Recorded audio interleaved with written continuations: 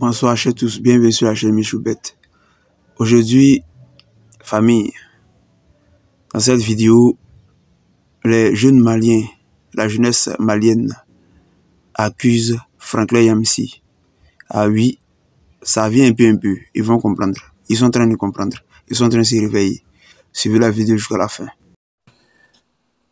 Très rapidement, vous savez, j'ai toujours su et j'ai toujours eu foi que le combat que nous menons contre la médiocrité, contre la propagande et contre cette manière barbare de prendre le pouvoir par la force des armes finira un jour par porter fruit. La preuve est qu'aujourd'hui, les jeunes Maliens, les vrais, pas ceux qui sont assis en France ou en Occident, profitant de la paix, de la démocratie et du bien-être fourni par ces pays-là, et qui ont tendance à dire que tout va bien au Mali, et qui sont les soutiens avérés de ces pseudo-panafricains comme Franklin Yamsi, Nathalie Yam ou encore Kémy Séba.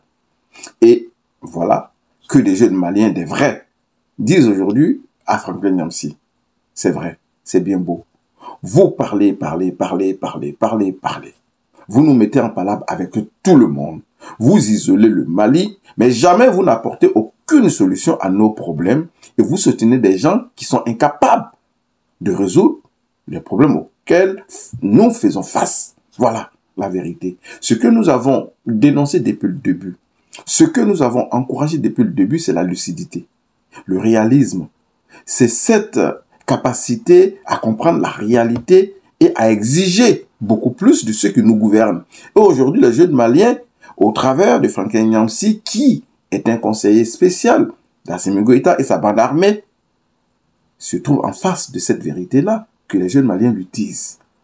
Monsieur Franklin Yamsi, qu'est-ce que votre démarche a apporté au Mali après 4 ans, en dehors de l'isolement croissant que subit ce pays-là, en dehors d'une économie agonisante, en dehors de l'insécurité galopante? Qu'est-ce que vous avez apporté concrètement au Mali comme investissement, comme solution à nos problèmes? Rien. Rien du tout.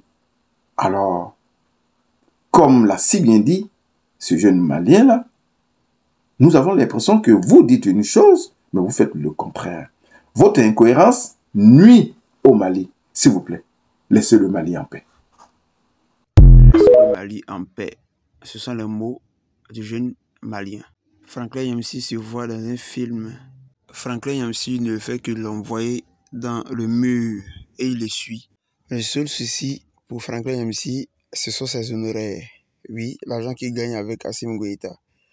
C'est sa seule motivation. Sinon, sa motivation, ce n'est pas de faire sortir le Mali de cette situation, de cette situation catastrophique que vit le Mali. Franklin Yamsi a le souci de se faire une santé financière, une très bonne santé financière. Voilà, voici sa seule motivation.